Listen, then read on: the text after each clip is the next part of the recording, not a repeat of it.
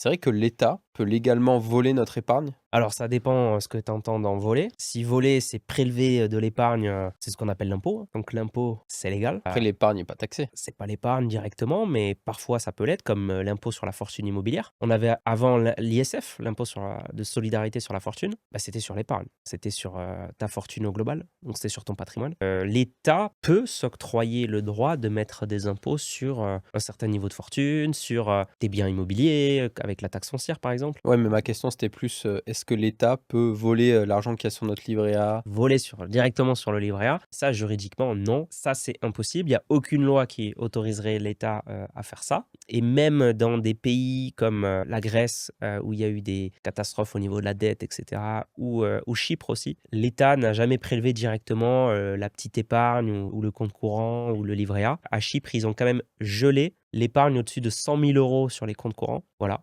Mais en France, on voit difficilement quelque chose qui pourrait arriver. En tout cas, si on veut se protéger par rapport à ça, faut pas avoir trop d'épargne à la banque qui ne sert à rien et qui ne fructifie pas d'ailleurs. L'idée, c'est de se sécuriser, par exemple en achetant des actifs, en achetant des actions, en achetant des ETF en bourse, en achetant des placements, etc. Où là, ben, notre argent, il va plus juste végéter à la banque, il va être investi.